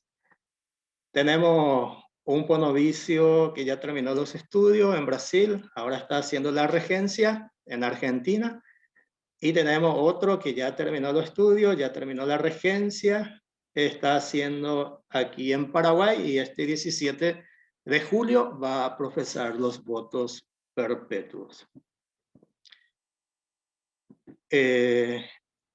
Pastoral. Aquí en la casa, nosotros como comunidad del postnoviciado acompañamos a algunas comunidades, estamos dentro de 2 parroquias, entonces acompañamos 2 capillas de una parroquia y 2 capillas de la otra parroquia. La pastoral hacemos los fines de semana, los sábados y domingos.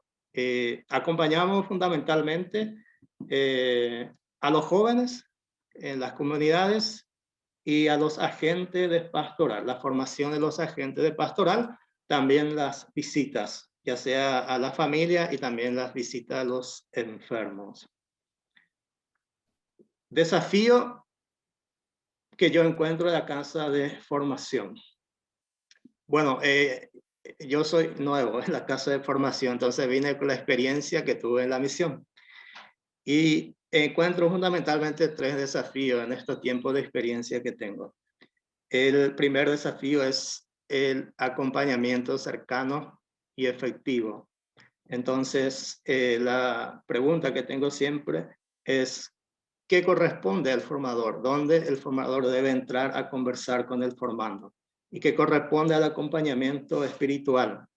¿Y qué corresponde a un acompañante profesional, por ejemplo, un psicólogo u otra persona? Entonces, ese discernimiento encontré como un desafío. El otro desafío que encuentro es la formación humana. La formación humana que se refiere a la formación afectiva, sexual y relacional. Estamos en una época de desafío en este aspecto, después de los problemas también que hemos tenido. El otro desafío que encuentro es fortalecer la vida comunitaria oblata. Entonces, es el desafío que encuentro. La pandemia. Bueno, yo llegué con la pandemia, entonces el primer desafío que encontré en la comunidad es justamente eso, cómo vivir la vida comunitaria, cómo acompañar a los jóvenes en época de pandemia.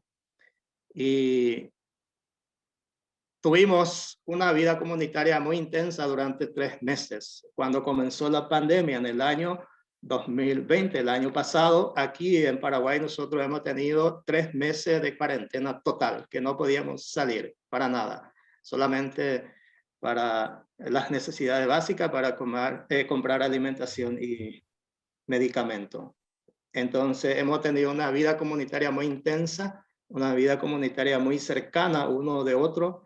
Compartimos mucho entre nosotros, ya sea la vida comunitaria, de oración, la liturgia, y también hemos tenido la oportunidad de conocer y de compartir con otros mediante justamente esta herramienta que tenemos, que es el Zoom. Hemos tenido contacto con los alumnos misioneros que están afuera. Hemos tenido contacto con el padre Beto, por ejemplo, con el padre Cornelio. Son experiencias que nos ayudaron mucho a nosotros para conocer a otros oblatos y a otros formarnos. El otro desafío que hemos encontrado es justamente también cómo acompañar a la gente. Y hemos podido acompañar de alguna medida mediante virtualmente. También aquí en Paraguay, en las parroquias se ha organizado mucho la olla popular, que le llamamos aquí, es decir, preparar comida para los pobres. Y aquí también desde la casa nosotros hemos tenido la oportunidad de acompañar a algunas comunidades, a la pastoral social en ese aspecto. Bueno, de forma general, eso es lo que tengo aquí apuntado para compartir con ustedes. Sí, en cuanto a la pandemia también nosotros hemos sufrido aquí en la casa, nos ha afectado. De los 9, 5 fuimos infectados por el virus y le dio mal al padre José David. Él estuvo más de 40 días internados, de los 40 y algo, 21 días en terapia intensiva. Gracias a Dios ya salió, se está recuperando, está evolucionando bien su salud y pensamos que dentro de un mes por ahí ya vamos a tenerle de vuelta aquí en la casa. Él está aquí en Asunción, la casa central, recuperándose.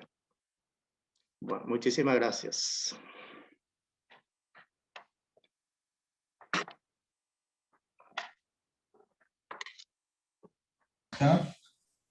And our prayers go to Father Paludo, Jose. We pray for him, for his recovery, and we also pray for the community. Thank you very much for sharing. Muchas gracias. And thank you for being within the time. 8 minutes, yeah, thank you. Thank you. So now we continue immediately from Cruz del Sur, Asunción to India. David Kumar, are you ready?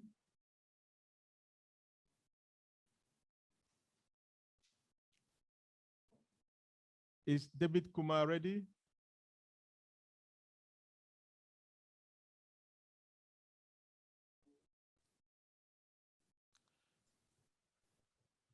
Hello. Yeah, David, you have the floor. Can you hear me?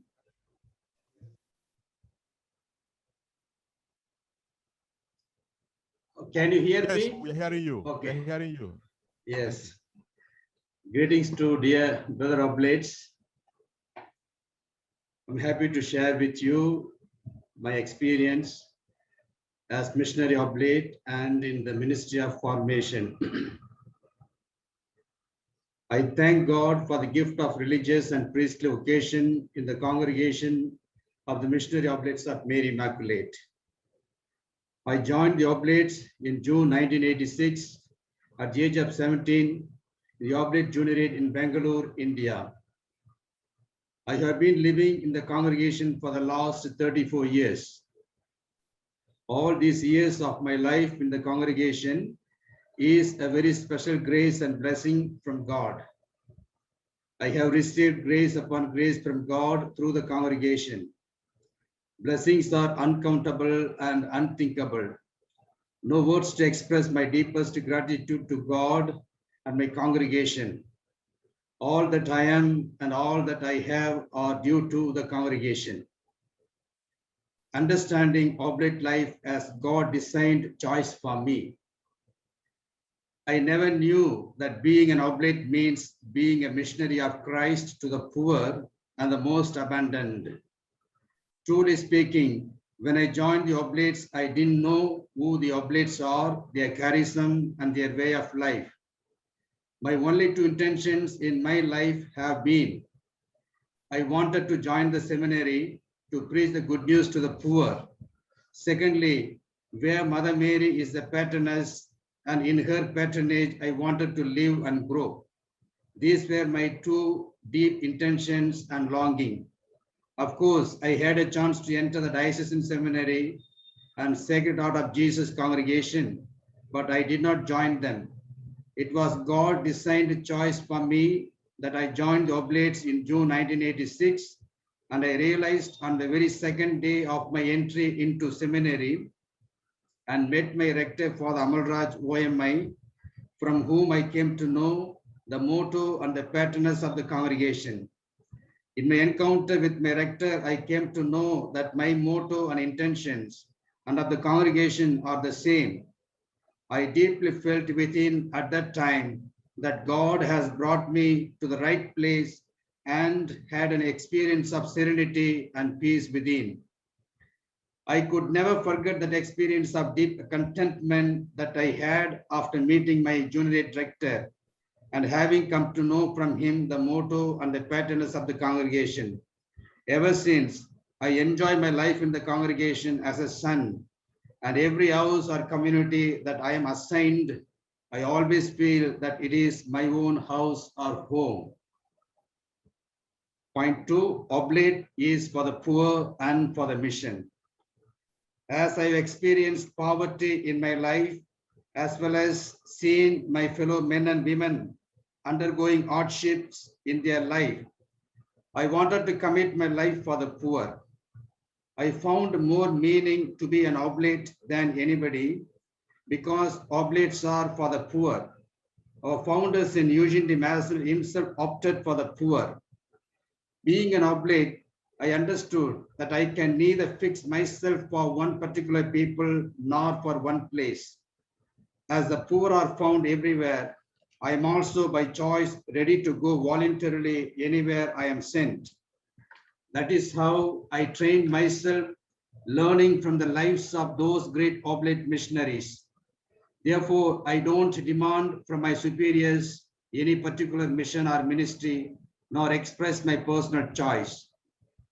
I express my openness and readiness to be sent anywhere that the province needs and the superiors decide.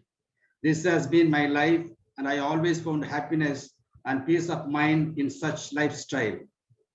Wherever I was sent, I always experienced concretely the divine providence of God and of Mother Mary's maternal care and love. My experience in the Ministry of Formation. Ministry of Formation has been a special gift that God has bestowed upon me from the very beginning of my priesthood.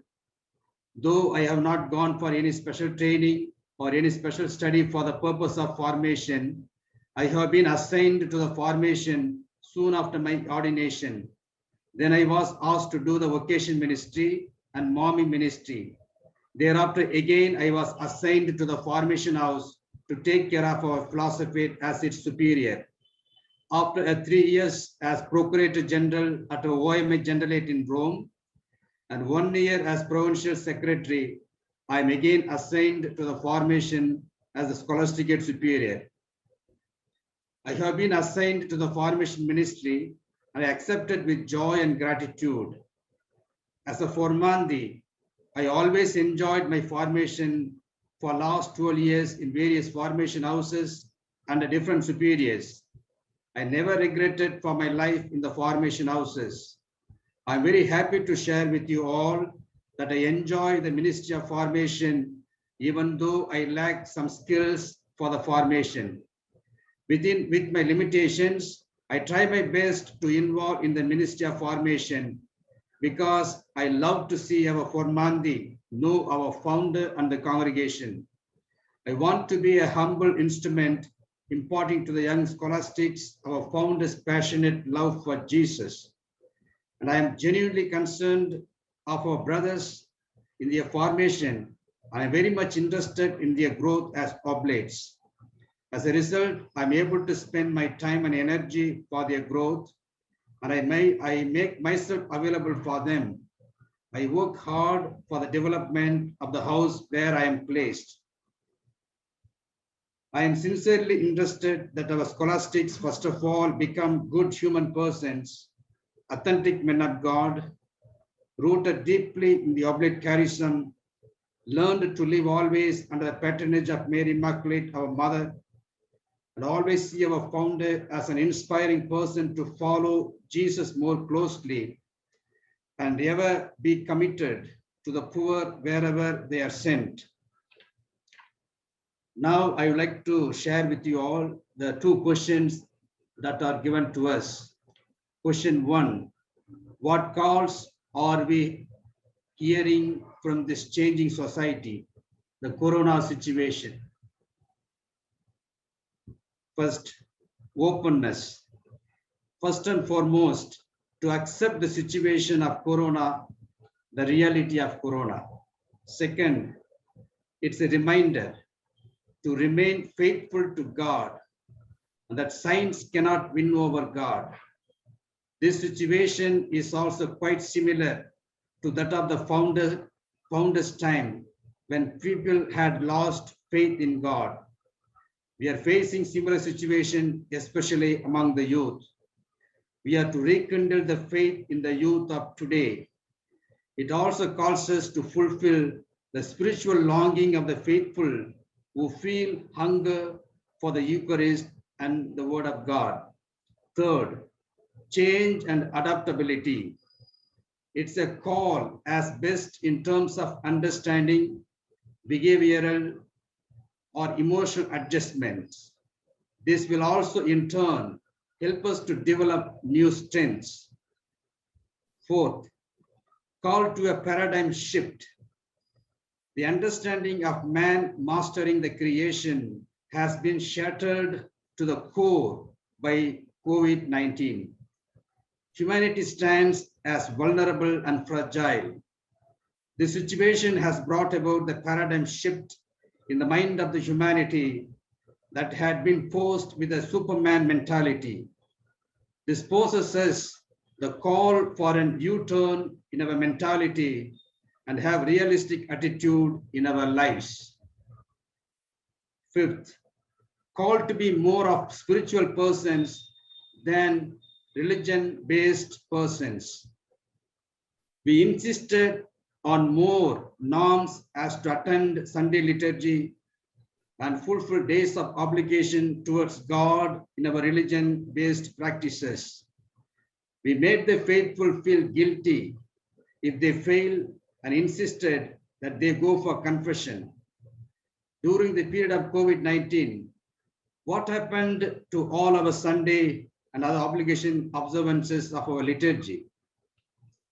Are we sinners in the church because we didn't go for Mass on Sundays and other obligatory days?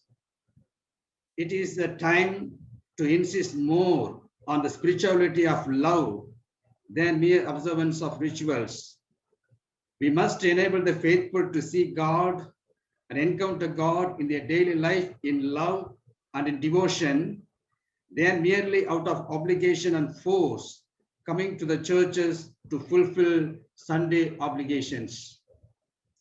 6, living together. Called to be together with our own brothers and sisters is a greater sensibility towards the other. Communitarian life has been very much disturbed by the corona, and we were forced to an isolated and individualistic lifestyle. However, isolation or quarantining should make us more altruistic. 7th, renewed priorities. Renewed priorities of life is another essential call to be more closer to the different phases of the poor, especially to be present with the affected people in a creative ways. 8th, stewards of nature. Pandemic situations point to us our current way of living, especially our mindless consumption, exploitation, and greed. The stewardship towards nature calls us to new ways of nurturing our Mother Earth with respect and dignity.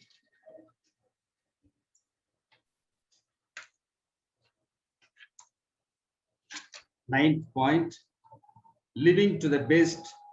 It's a call to new beginning. New beginning invites us to make every challenge an opportunity, a possibility to new ways of living, possibility of social and religious values. Question number 2, how should we better prepare our Formandi for the post-COVID-19 church and society? Number 1, this situation calls us for a transformational change in our understanding of formation and Formandi. We let the Formandi feel affected and touched by the realities of ailing humanity in the world. It calls for a contextualized formation that opens the minds and the hearts of the Formandi with broad-mindedness, openness, and empathy towards and feel urged within to respond to the needs of the other. Point 2, growing with a greater sense of awareness and acceptability. Third, adaptability and responsibility to new ways of learning and forming. At the same time, they must prepare themselves also to respond in new ways, not to lose heart in things that are happening around now. Fourth point, ready to face the challenges and pursue the opportunities that come with virtual learning. Fifth, preparing the Formandi to take their integral formation seriously that includes personal, intellectual, social, pastoral, and spiritual elements. Sixth, opening them to the larger concerns have 1 minute to go. And needs of humanity through their involvement in the life of the people with whom they live. Seventh, enabling them to be creative, inclusive, interreligious, and interculturated persons to embrace the whole humanity, especially the poor and the suffering humanity. Eighth, our formation is to be open to new challenges and new situations where new values may emerge and not holding on to old ways of doing and thinking. Finally, encouraging them to actualize concretely the famous saying of St. Eugene, we must lead men to act like human beings first of all, and then like Christians, and finally, we must help them to become saints. Therefore, it is to help them to become prophetic religious and priests who would bring sure attitudinal change or paradigm shift in attitude for a better growth. Thank you and grateful for listening to my sharing.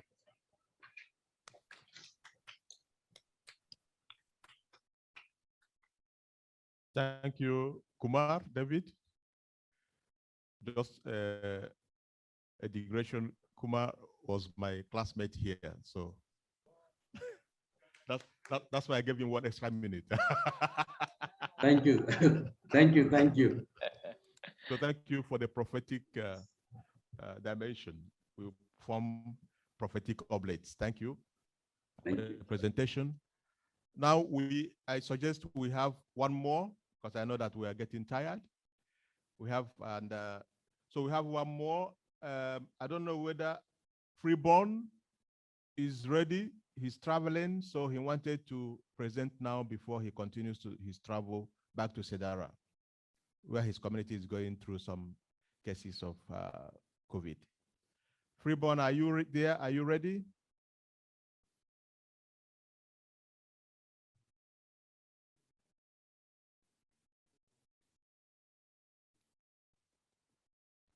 He's gone? Yes, is there? Just needs to switch on your volume. Okay, all right. Are you there? Are you ready? Yes, can you hear me? Hello? Yes, okay. So Okay. you have the floor. All right, okay. So Thank you very much. Good morning, good afternoon, good evening, and good night to everybody there. Thank you for according me this opportunity for the Ngoka, because I had asked that traveling, I had a bit of a challenge with the booking. So thank you for this opportunity. Just to introduce myself, I'm Freeman Kibombwe from Zambia originally, but currently a missionary in South Africa. I joined the Oblates in 1991, having met them when I was in high school in the 9th grade. So I journeyed with a number of Oblates, Father Ron Walker, who stayed longer here. And then I did my novitiate in South Africa in 93, where I professed in 94. And then from there, I went on to the scholasticate, which is Sidara now, where I'm based. And I spent 3 years there doing philosophy and theology before my superior asked me to complete my studies in the US. So I went to the US. I spent 2 years there, 97 to 99. And then I came back to Zambia to do my regency from 1999 to 2000. And it's during the regency that I was ordained a deacon, and I also took my final vows there as well. And then in 2000, I was ordained a priest, July 22nd. And my first mission is where I was doing Regency, Sancta Maria in the Western Zambia, because that's where the Oblate started from in 1984. So I worked from 99 until I was ordained in 2000, and up to 2001, I was working in Sancta Maria Mission. And then from there, I was asked to head the project to start an Oblate radio station, Radio Liseli, which is light. So I spent 2001 to 2006 developing, setting up the project until the radio was launched in 2004. And then in 2006, I took a break to go and do further studies. So I went back to the US, and I don't know whether it was prophetic. I did the one, I was studying, but working also in the parish. And then 2 years, I was assigned, actually. I think at that time, the general was the provincial then. So I was assigned to my first test of formation was in 2007 to 2009. I spent 2 years working in formation, which was a very good experience. And then I came back home. I was assigned again back to the radio station because radio evangelization was important. And that's why we set up the radio stations, because of the huge missions that we have. We cover almost the western part of Zambia and the diocese of Mongo. So the radio has been a big ministry for us and for evangelization. So I went back to the radio until 2011. My stay was cut short when they appointed me delegation superior for the delegation of Zambia. From 2011, I served 2 terms up to 2017. When I finished, I took a well-deserved sabbatical. And then 2018, I was appointed the formator at St. Joseph's Scholasticate by the Interprovincial Conference, the IPC, the Anglophone here, because the House of Formation is a joint house of formation with other units. From there, I stayed until 2019 when, okay, I've been asked to go a bit slow, so I'll try to be slow. From there, I was appointed to St. George Superior in 2019, but I had to go and do a formation course in Kenya for 6 months. And so from there, when I spent my 6 months, which was very helpful, COVID hit. As you know, that was the beginning of the COVID, especially last year.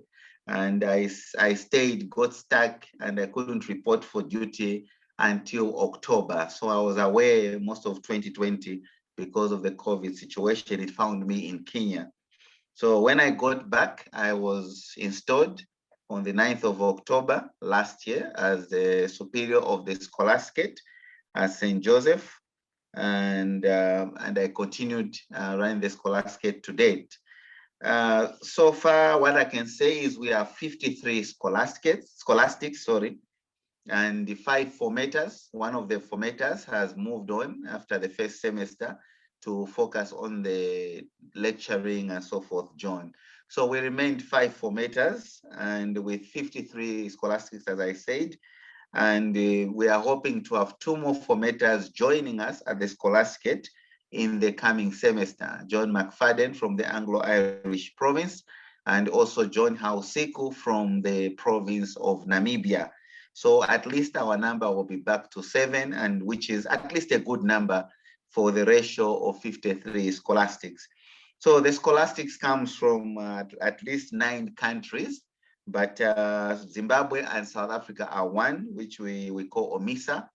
There are 28 scholastics, and of the 28 are from Zimbabwe mission. So as you know, Zimbabwe is a mission of South Africa, OMISA. Zambia has 6 scholastics. Namibia has 7 scholastics. Cameroon has 2 scholastics as a province. Madagascar, we have 1 scholastic. Lesotho has 4 scholastics. And then Kenya has 5 scholastics. So that's why the number comes to 53. And so far in the Scholasticate, our life has been challenging. As you've heard, we were hit by this 3rd wave. We have had 18 members of our community contract COVID, 16 scholastics and 2 formators. The 2 formators are doing well. I can report, except for Frank McGrail, who was admitted in the hospital, but I just got a message now before we started our session that he's doing well and he'll be able to go back home in the next 2 days or so. So we thank God for his quick recovery. We were worried because he's our oldest, and at least but he's doing much better. The other scholastics are doing well. Everyone came out Sunday as full time to participate in the community. Although we are opening up with caution because of the situation that we are in, you can't tell the COVID situation. So that is what we are dealing with at the moment, and our life has been disturbed even from the 2nd wave. But in a nutshell, our life still continues. We tell ourselves that mission is not just only going out, mission is also internal ministry. How are we ministering to each other as oblates, especially during this pandemic? So everything possible that we need to do, we should do. We should be hospitable. We should be charitable. We should be able to minister to one another. This has been a good witness because in the 2nd wave, we had 1 case. We had to close everything, as you know. And now this was a major effect on us. And brothers have been very good. They have shown that oblate hospitality. They have shown how to minister to one another. The structure of our Scholasticate is that the scholastics live in small houses, which are named after our ancestor oblates who have died. And each formator is assigned, except the superior, is assigned to be the moderator of those communities. So community building takes place within these small communities. And that's where we find that a lot of community building formation also takes place. And then, of course, as formators, we also have our own meetings as well. Just some of them are business, but some is just to check in and how we are doing. And every Tuesday, we have a meal together to share, to laugh, to talk. That is a non-negotiable. And then Tuesday is a sacred time for us. And then, of course, with the community, the small houses, they have their own interaction. And we also have a larger community socials as well. But also, besides that, of course, we live a prayer life as well. So we pray together as a community. And we have also spiritual conferences. We have also retreats that are done monthly. And also we have also in terms of human growth and to give an opportunity to our scholastics to be able to continue the human growth, we have what we call growth session, where a psychologist comes at least every 2 days in a week to meet some of the scholastics that ask for that session to be accompanied in their lives, because we've noticed that these are some of the challenges that the young people come with. It doesn't matter which country you're coming from. Those days we used to talk about countries that were struggling, countries at war, but at the moment now is that the challenges are immense. And so we've tried to work collaboratively with the novitiate, but especially also with the pre-novitiates, that the human growth must be focused, especially in the pre-novitiate stage, so that when they come to the scholasticate, at least would have done a lot of that human formation. We will discuss one of the challenges we've been talking about is that sometimes mixing philosophy and pre-novitiate has been one of our biggest challenge. And we are hoping that maybe in the future that these two programs should be completely separated. But I think that is the issue of the interprovincial conference. And also we work with the CCF coordinating committee for formation. So this is where the different formation houses, they meet, and we have the provincial in charge of formation in the region here in the Anglophone. So most of the decisions that we make, we can't make them independently. We have to meet as a IPC or CCF in order to share some of these challenges. So that's one of the biggest thing I've noticed being in formation, that sometimes the young men, because of mixing pre-novitiate and philosophy, sometimes the human development is neglected.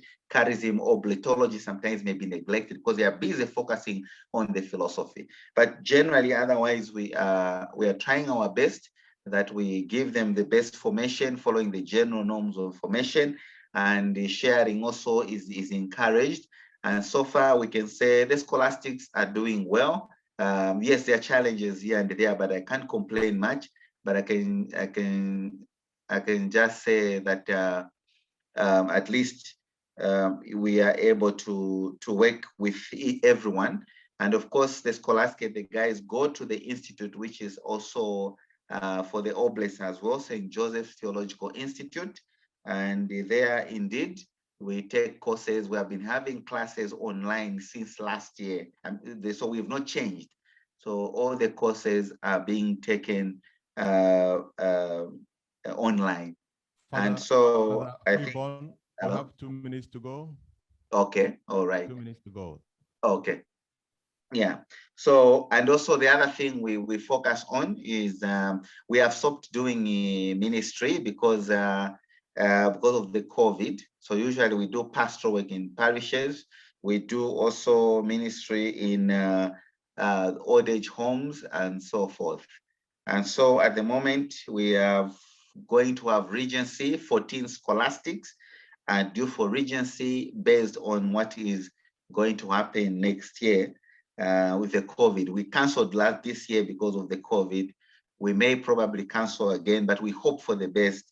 14 scholastics are due for the Regency with a backload from last year. Generally, otherwise, everyone else is doing well. I'm on my way back tomorrow and to continue we are opening on the 19th of July and to continue with our life. We have 8 scholastics that are in the final vows process, and then also others who renew. But generally, everyone is doing well. Thank you for this opportunity. I'm sorry, maybe I was too fast. I was working within the 10 minutes, so I hope people are able to pick